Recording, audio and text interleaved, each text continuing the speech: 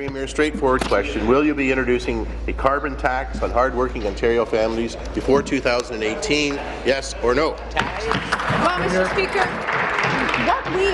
what we are focused on is making sure that we do everything in our power to grow the economy, Mr. Speaker. Grow the economy, grow the Liberal coffers. Who knows what she's got on her schedule. But we do know, as we showed you just recently, that 2014 clip in June during the provincial election, the Premier did say at the time that it was not part of their plan to introduce a carbon tax. But I'm going to shift gears for a moment and bring in my next guest, who's Gord Miller. He is Ontario's Environmental Commissioner and has been at that job for, nearly 15 years. Pretty incredible. Yesterday, you released a report specifically talking about energy conservation. Tell us a little bit about what your findings were. Well, a number of things. I mean, energy conservation is the cheapest form of electricity, and people don't like gas plants. People don't like paying for big new generation. Well, I'll tell you, we can increase the efficiency of the system for about 3.7 cents per kilowatt hour, and we've been doing it, and we should go on doing it. And in fact, I'll give the government credit. They did announce a pretty aggressive energy conservation program going forward in the electrical sector, but there's always a but, Gord. But I mean, and it is aggressive. I give them full points. But you know what they did is they took out all the milestones and they didn't have any interim targets. And they say by 2032, 17 years from now, we're going to do a tremendous amount of conservation. I'm great to hear that, but I would like to see there's some interim milestones so we know they're actually progressing down that. You know, when you talk about things in your report, we hear about smart meters. We know what a catastrophe that has been, according to the Auditor General, nearly $2 billion spent. We hear specifically about time of use pricing. Time of use pricing, okay.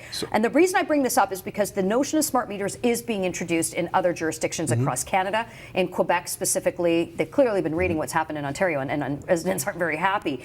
But you're talking about increasing the time of use fee, or the kilowatt per hour. No, at we're time not. Of use. That's not. You know, that's how it's reported. It's not exactly what I said at all. I'm talking about increasing the difference between the on-peak and off-peak. I mean, I guess it boils down. Do you believe in a market price? Are the market's the thing we should take a guide from to set the price of electricity today? On the market, we have a market.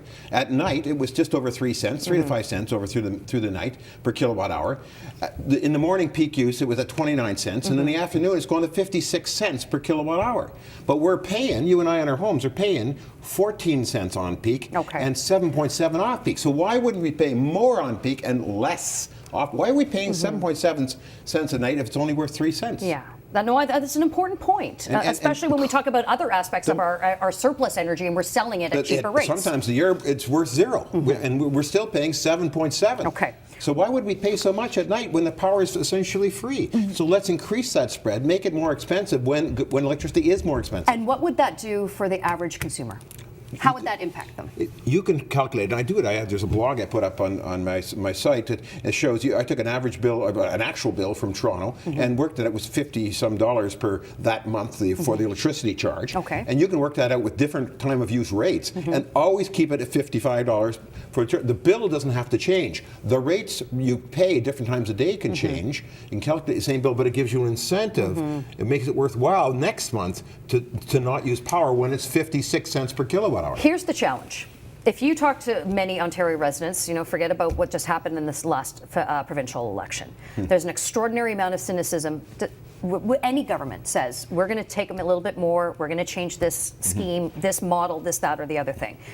Do you have any confidence, as the Environment Commissioner, that if there were to be potentially more revenue generated by this government, that they're going to spend it wisely? There's two. Carbon tax is revenue generated. I'm going to get to that in a moment. But this is the ratepayers, right? This is run by Ontario Energy Report. All the money collected from your electricity bill goes back to pay for the electricity. The government doesn't get their hands on any of it. Okay, there's a difference. So, do I have confidence that the Ontario Energy Board will protect the ratepayers' rights? Yes, I do. All right, then let's shift gears to the carbon tax. Now, that's a different discussion.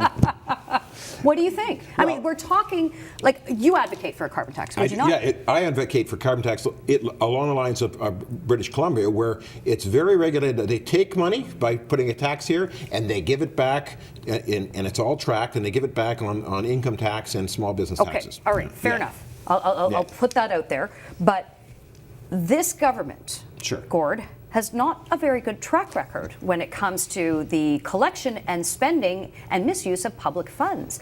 You're advocating for changes within the for our environment, for our future. Yeah. They've squandered billions. Look at how much they could have done. So, as Ontario's Right, Environment that. Commissioner, I guess I'm just trying to square how advocating for something that is going to give them a whole new pool of revenue, it will. Yeah, I think, you know, my understanding of looking around the jurisdictions around the world, if you just have a tax that gives them a pool of revenue and put it in the hands of the Ministry of Finance, we're not going to see all the benefit back from that. No, in the of course normal not. way, okay? So that's a dangerous way to go. You've got to tie the money coming back, and that's the only way it possibly works. And if it takes a rigor, I mentioned yesterday in my press conference, I said, you know, we have things like, remember Mike Harris brought in a special purpose account for hunting and fishing licenses. I know it's somewhat Northern Ontario and things, but nonetheless, all the money from hunting and fishing licenses goes into a pool, it's overseen by a board, and it all goes back to the conservation officers and the people, the game wardens. Yeah. So we know that's spent where we said it was to be spent. You can do it.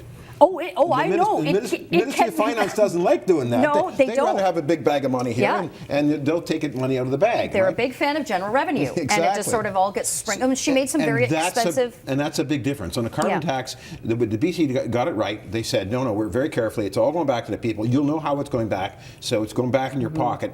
And that's worked, but they're 3 or 4 years into this thing, and people have tried in a couple of elections. So it's worked for BC, but yes, it has to have that rigor. Yeah, it absolutely does. But then you're also going to create a whole new level of bureaucracy in order to issue those rebate checks, for example. Well, or however you do it, yeah. I want to just get back a little bit to what you're talking about in your report, because I only bring up the carbon tax issue because it was a subset to what happened yesterday with your report coming out, and then Glenn Murray saying that implementing a carbon tax would be efficient, effective, and economically positive. So we're sort of just tying this all in together. They want to make up that revenue room that we have from saving a few dollars at the pump and bring in this new tax and take away a little bit more from us. But you're coming out with an annual report in a few months time from now. Okay, and we'll have you back to talk about that.